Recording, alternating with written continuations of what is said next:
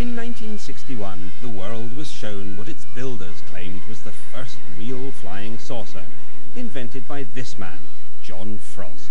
Well, the US Army are interested in a vehicle which could fly close to the ground, which couldn't be stopped by roadblocks or rivers, etc., and which could jump over hedges and trees.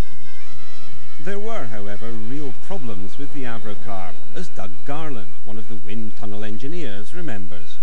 We tested the Avrocar in the tunnel, but it was very unstable. You know, if you throw a plate or a hubcap on the ground, it will tend to roll around like this. And the Avrocar had a tendency to do that.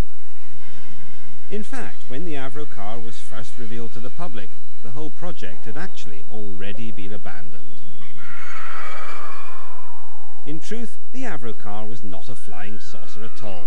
It was actually the world's first hovercraft. It was also the almost accidental byproduct of a very secret and far more ambitious project, a project which had everything to do with flying saucers. Quick question, do you believe in flying saucers? Not in the sense that people believe they come from Mars and places like that, no. John Frost didn't believe in flying saucers from Mars, but he did believe in flying saucers because secretly he was building one.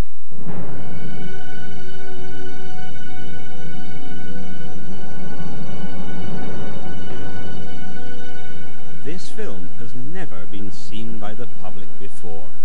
Made strictly for the eyes of security-cleared military personnel, it records the work of Avro's top-secret Special Projects team, led by John Frost.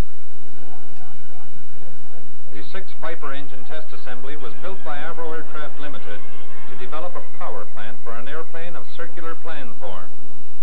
It consists of a basic airframe of 6 sections, excluding the outer wing, operator's cab, air intake roofs, and the flying controls. Frost was building a huge jet-powered supersonic flying saucer, codenamed Project Y2 or Weapons System 606A. On completion, it is anticipated that a considerable advancement will have been made toward the advent of disc flight. And it, too, utilized German saucer technology. John Frost was aware of wartime research that the Germans had carried out in flying saucer developments that were possibly the basis of what he saw all across the world as the real flying saucers in the sky. And that almost came at a time when the CIA was funding some research into a design concept much like the flying saucer he had in mind. The US military was excited by the vision that Frost presented.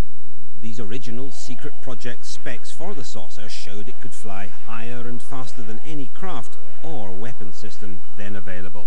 Air Force documents are ambiguous about what the purpose of the saucer was. They mention it being possibly used as a special reconnaissance weapon system. Given the performance that Avro thought they could get from this vehicle, it would be able to evade any defenses and, attack any other plane with impunity. The military enthusiastically pumped huge quantities of money into his project. The Special Projects Group then became an entity unto itself. It was given a place in the flight test area and now began to work on what in fact Frost had started to look at as the ideal shape, a completely flying circular disc. I had no idea that there was such a thing as the Special Projects Group, because it was very classified, top secret and all that.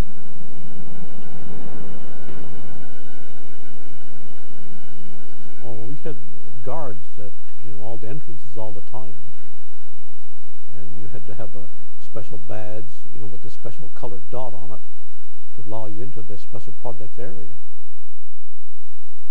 I was a senior designer on the special projects